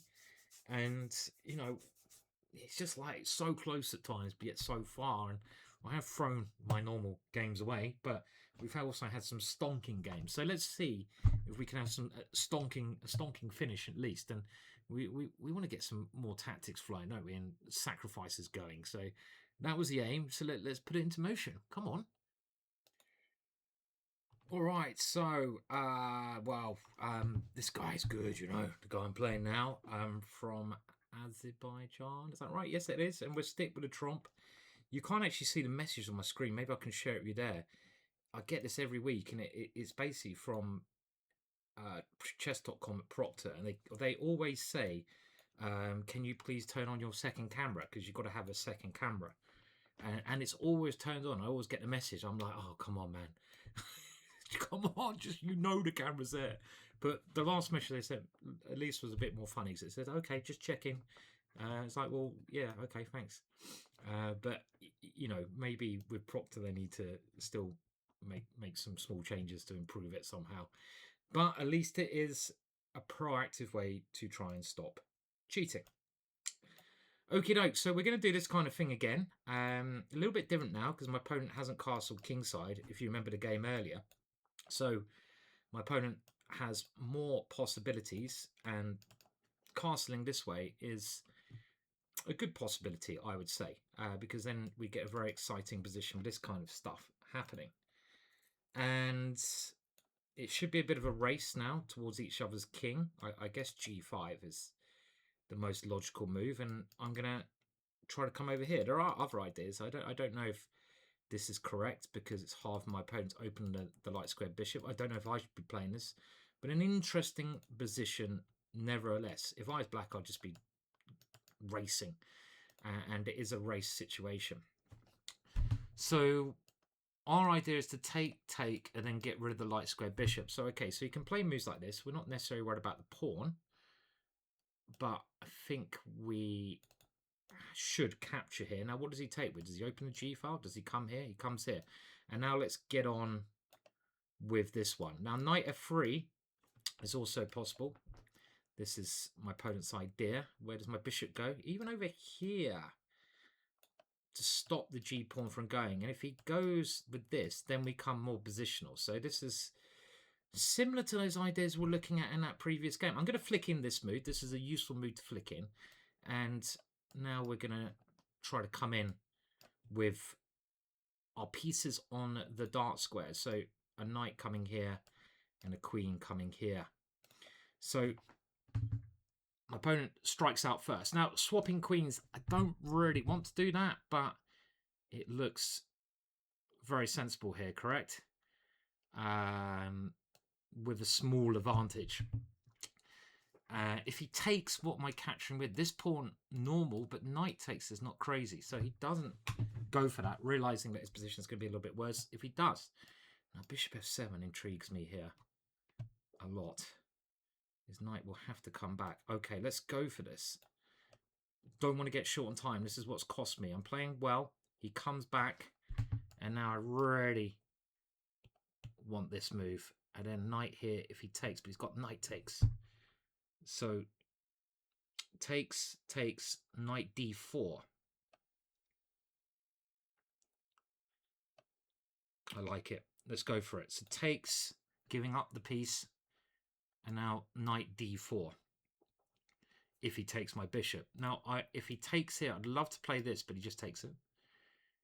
So knight d4, and then he has to play knight e5 as far as I can see, but then I get a very nice game, and I've bagged the pawn by swapping queen, swapping the bishop. So how does he play this? If he goes here, I take the queen, obviously. If he swaps queens, this one's on. So I don't see any other options except for taking here and knight e5. Knight e5. So he's gone for this one. And swapping queens. Yeah, we'll do that. And we come in. Which square? Because there's another square, isn't there? And I think this is the more positional one to play for. We don't have to go for this. This knight is better here. And I'm going to come back to stop his knight coming in. So we've won a pawn, but okay.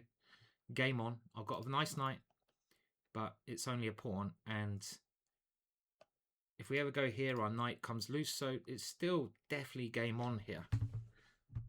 Immediate threat. Come in here. Opponent stops that. And if we push...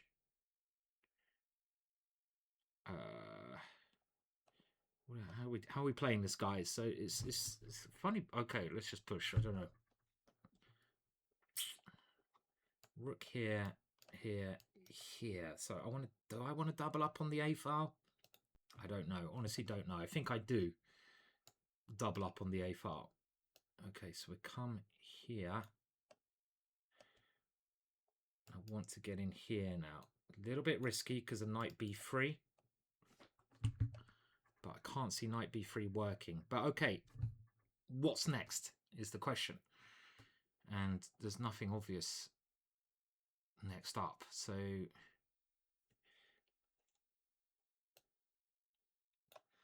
got to stop the knight b3 now. It allows g5. Got to keep up on time. That's the biggie. My opponent plays g5 quickly. Defend that one. And he's getting counterplay now with this move. Here. And he plays there. Shit. Allowed him this counterplay. Not good. Got this one always. Not always anymore. No, the bishop. Knight comes back, maybe. Want to come here, but he could double over here now, couldn't he? His knight does such a good job. I mean, his rooks start to come in now, and what have I done there? So I've got to go here next. Okay, takes rook here. Okay, we'll just come back. Okay, let's do it. Swing the bishop here, but I'm allowing him to win the exchange and maybe more.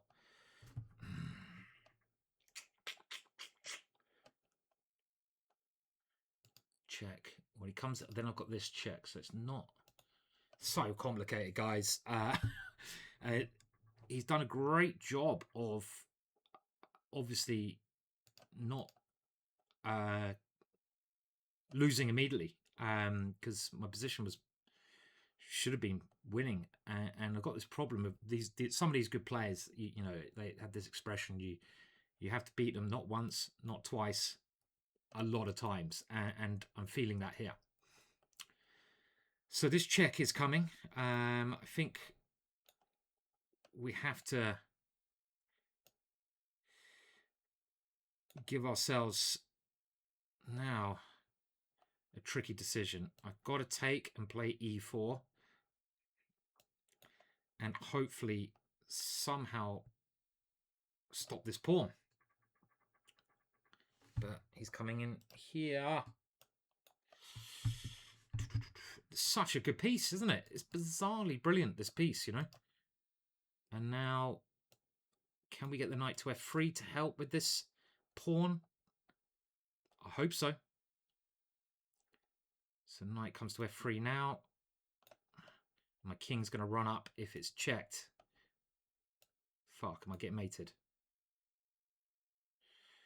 Not quite, but I've got this square. Oh, goodness.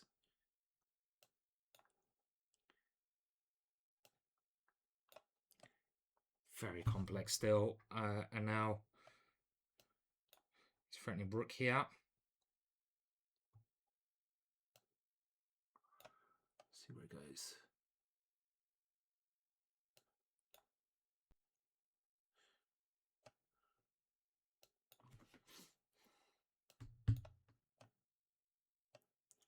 Let's go for the win. Come on. Come on. This one. Have we got him? Have we got him? Get in there.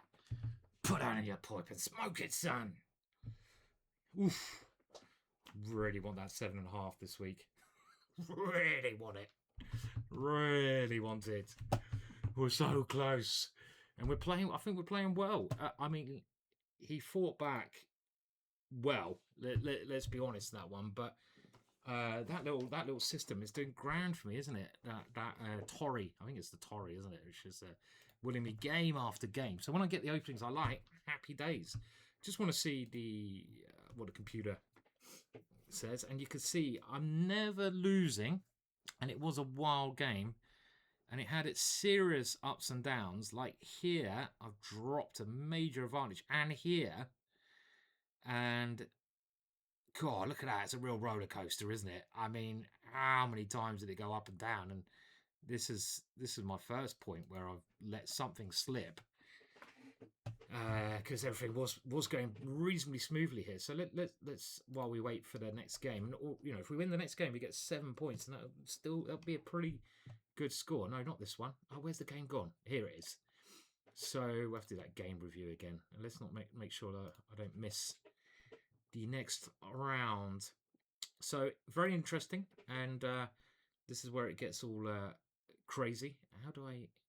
Okay, King C7. We have to go back there. So let's go back to King C7. This is more for my benefit. I like seeing what I miss.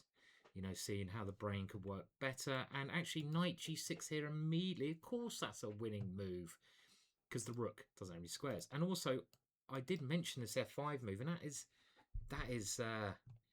that's also a nice option. Okay, well, look, Who cares? We won. And now we just got to win this game. We're getting 2900s every round pretty much, but don't worry, we can take them. We'll stick with the French. If we can take down this, none of this knight e4, even though didn't we win that game? We're going to go for this system, and I play a very risky idea now, where I sat the rook on a8. And it's an idea that Korchnoi once played next to me in the Swiss Open Championships, and it's considered just to be a blunder. It's considered to lose a rook, but I remember, and my opponent hasn't gone for it. Now I've got this square, so it doesn't work as well.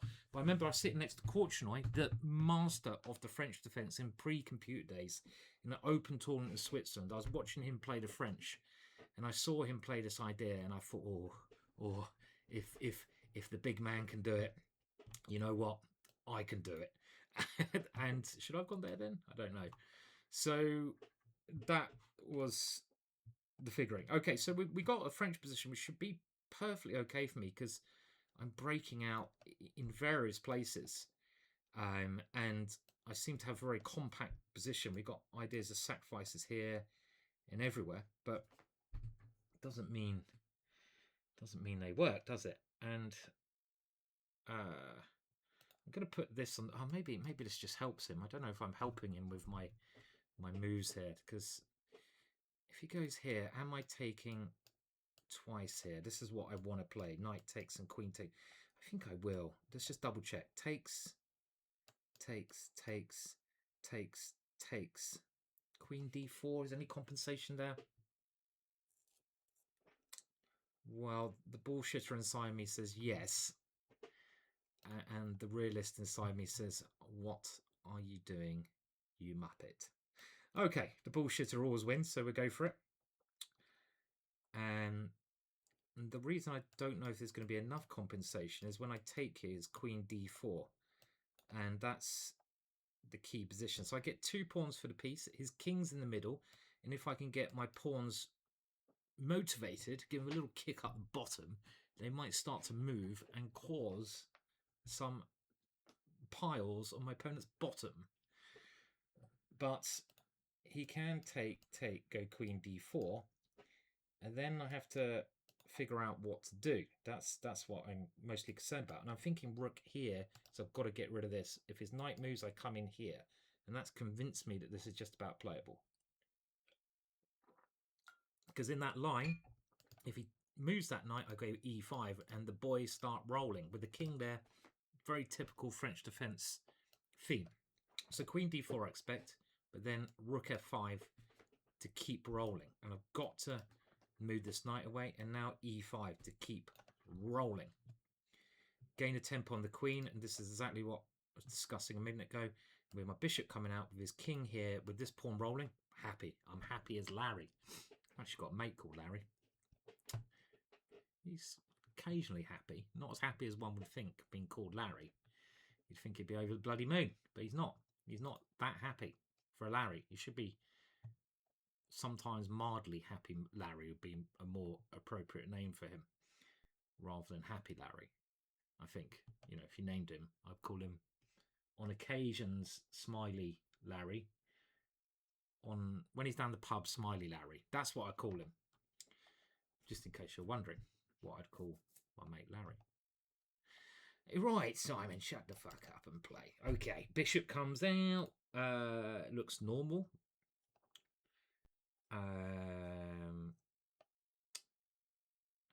But there's also stuff going on with these guys, isn't there? Like here.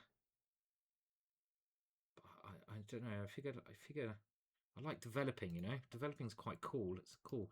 This one's also, there's a lot of tempters here. I don't know which one to do. Excuse me. Bloody hell.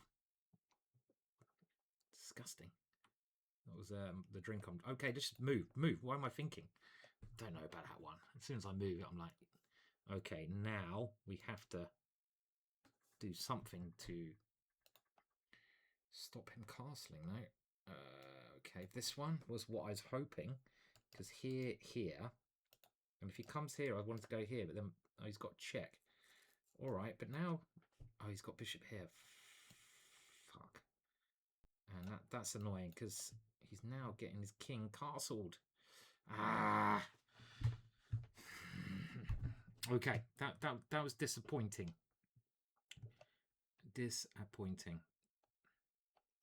And this is the kind of position where I've lost a lot of steam. Don't want his knight coming in there, so I have to play now. And are these pawns worth peace? The honest answer is really not likely. But what can you do? What can you do? And I've got to watch out for check on c8, but I got rook back, and I must have missed a chance there. Bishop d7, such a slow move. Too slow. I'm not going to get to... Oh, no!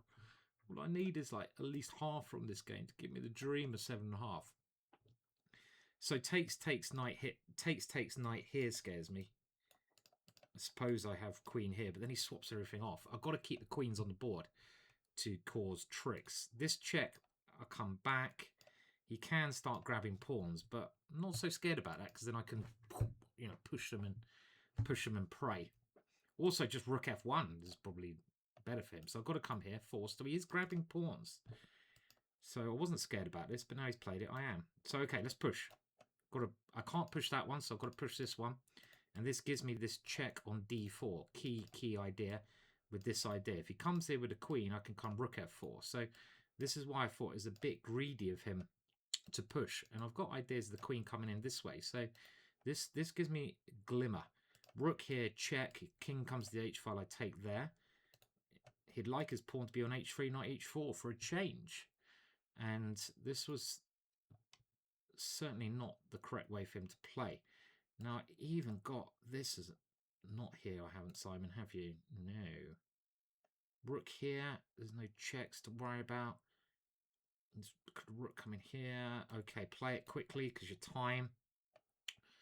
Want e4. So I've got to defend that square. So my rook defends it. I'm hoping the king sits okay here. Right, now here. Here. Takes. Here.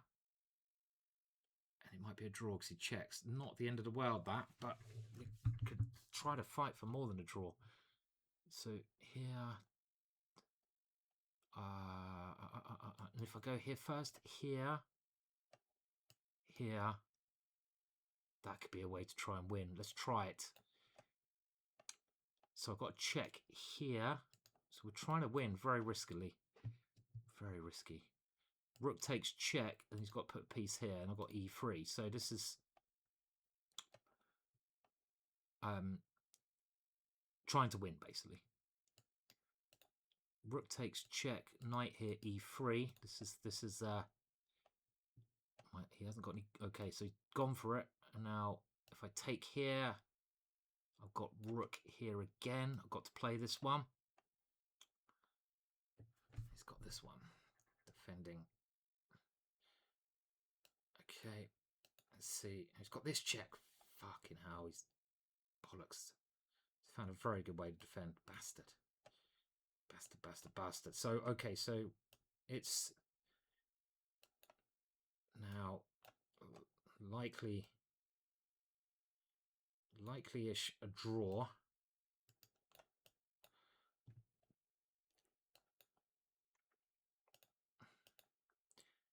Because this one is quite strong, no?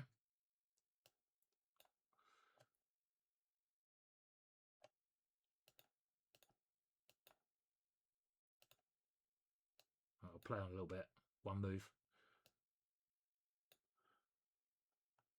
Okay. Look, I did say a draw wasn't the end of the world. We tried. He was getting short time. Practical decision on his behalf. I would have lost that one in his situation. And maybe I was nearly holding at the end there. I think with more time, I'm probably not, because his centralised queen is very good. It covers a lot of checks. And I think he actually found the ideal square for his queen. The ideal square for his queen is here. And if he had more time, I think he could start pushing this one, because the queen here stops checks on h1. So his king can come here and his queen can come here. This is probably winning for him. Exciting. Very exciting game. I'm having some good, exciting games. But that gives me the glimmer of getting to 7.5 if I can just win the last game. Come on. You know, it's nice to have a goal. And people sometimes say, I don't think you should think about the score when you're playing chess. Well, look, at the end of the day, chess is a competition. And I love winning. I don't like losing. Do you like losing? Do you really like losing? Do you like, oh, I don't care if I lose? Anyone who says that, liar. I mean, sometimes it's fine. Absolutely fine. But, you know, if you're playing really fun games, you could claim that. But in general, no one likes bloody losing, do they? Come on. So, just rushing through the moves here, because, again, fascinating game. And I feel here we should. Okay, it wasn't as good as I thought. So I assumed after e5 in this position that I'm doing well. And this shows me that I'm, which I have known from experience, I'm a bit overly optimistic. And I can't believe the computer thinks I'm doing that badly, because his king's in the middle. I've got 2 connected passed pawns.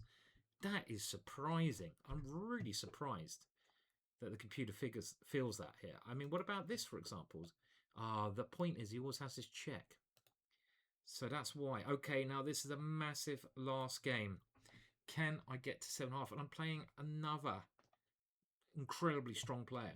And if you ask me to pronounce that, I'm not going to be happy. So I'm not going to go e4. We'll try doing a bit different. Pakleza.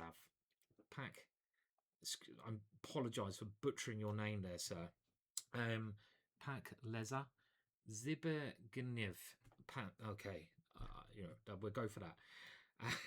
And we got the 2 bishops, but we've ruined our pawns. So develop and attack. Develop and attack. So that's what our strategy is. It's actually a little bit light. I mean, if he wants to get really greedy, he can come over there.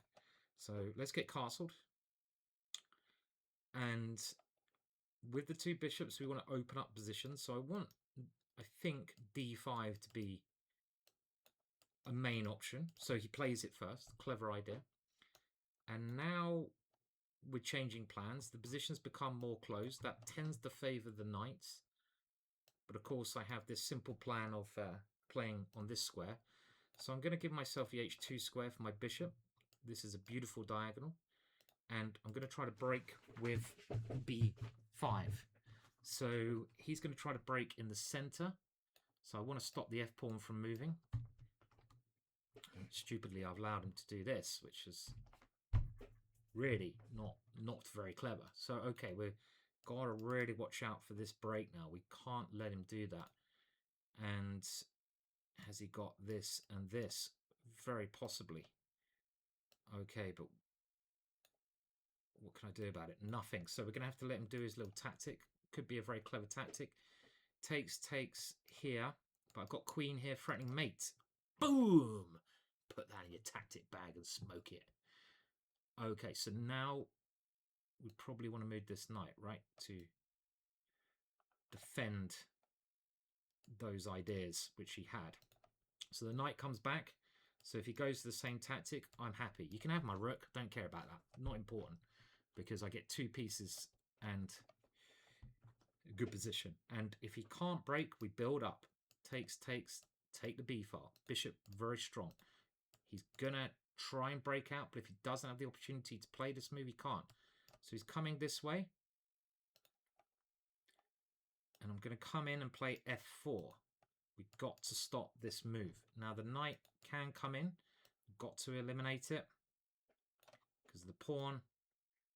And here, if he comes in here, I have f3. He's doing a very good job of finding ingenious ways to keep the play going, but we're so far keeping it under control. I don't need to make a decision what I do over here, but given time, I will be making progress on that area of the board. Rook b1, take on c6, come into the position. So rook b1 is a fine idea here. If he comes here, I kick him away. I don't know if bishop b5 is the move to play, so he's coming this way. So we go rook b1, and the knight doesn't seem to do anything here. As long as he's not threatening anything, we continue. Any threats? Any threats? I can't see any threats, and now we should certainly play and continue playing for our plan on this area of the board. We double up. Bishop e5, interesting, but we don't need that move yet because we're covering everything. This one, obviously, something to consider. So he stops it. Okay, I'm going to go g3 and h4 because he is struggling to find moves. Now, I'd love to reroute my knight here, but maybe bishop here is the best way to do this. So he's just trying to control everything. Now, is it time to put the bishop here? How are we coming in this position? Can't see any way to make progress except playing this move. So we're going to go for it. Didn't really want to play this move because the bishop seems so strong, but what else could we do to make progress? Now he wants f6. He wants to embarrass my bishop, but we can come here. Maybe we should have played this earlier even. This could have been better. I really liked planning to get the knight to f3 because it has these chances to rush in. And I should have played this idea earlier. So we have made progress and we're covering this rank. So if he plays f6, he weakens that rank quite a lot. Okay, is it time to maneuver the knight now? Knight's not doing anything where it is. Let's maneuver the knight. If he goes here, we always come in here. Of course, I get hit by a fucking tactic. Okay, takes here and here, takes here. Fuck it, let's do it. Okay, bishop h8. He can take here. And then I take here, my piece up. It's bishop h8. He's got f6. Man, why have I done this? Missed that move, f6.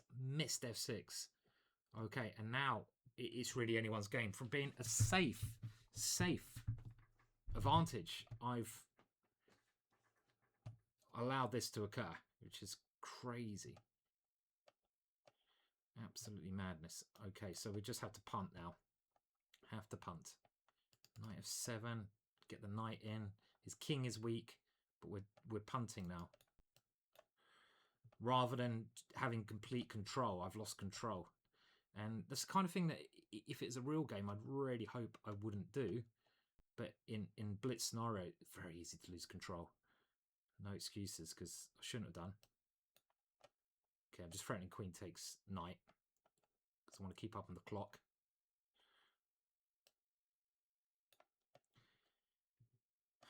Dear. Pressure game, this one. Of course, we don't want to exchange queens.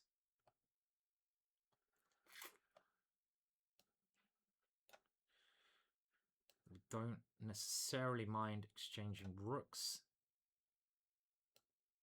Get rid of that knight. That knight's pissing me off. We still got this play on the long diagonal. I'd love to get my queen in front of it.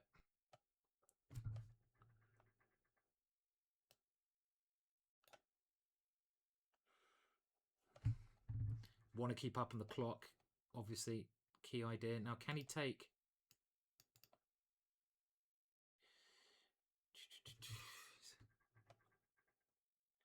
Feels like there should be something here, but I can't. Can I do this? Can I? Can I do this? Queen h8 is my idea, and queen d5.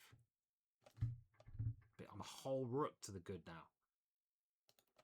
You might just better play this. Takes queen f7. Mate, what have I done? Ah! I think that works, yeah? Here. I forgot queen f7 when I went for this. Oh man. Okay, well we're just gonna have to hustle now. We're a whole rook down because queen f7 was defense, but his time is low, so we still practically have some chances. Oh man, gonna have to try a win on time, yeah. So we ain't winning on position anymore. You have to keep the queens on. Better practical chances. We've got a lot of pawns.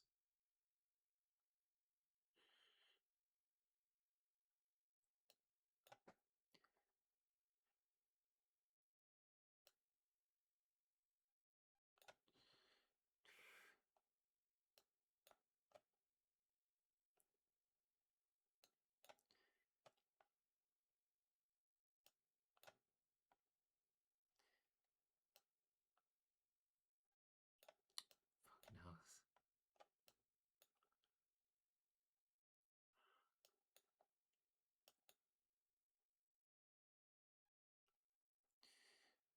Come on. Come on. Come on. Come on. Come on. Ooh, get in there. 7.5. At last, we've broken the duck. Oh, it took me months. It took me so long to beat 7.5. And again, I'm letting some of these games slip, but in general, the positive is I am outplaying most of my opponents. And just like letting things drift, like that little tactic, I let it drift there, and I just went into like, I'm going to try to checkmate in mode. And because he spent so much time, it worked, and that was the only reason I won this game. But we've got 7.5. Give us a like, give us a subscribe. Tell your chess buddies to watch some crazy shit. If you don't like it, then what are you doing still doing it? I don't know. And God bless you all. And yeah, we're now we've got 7.5. We're gonna crush it all the time now, aren't we? 7.5. Come on, son.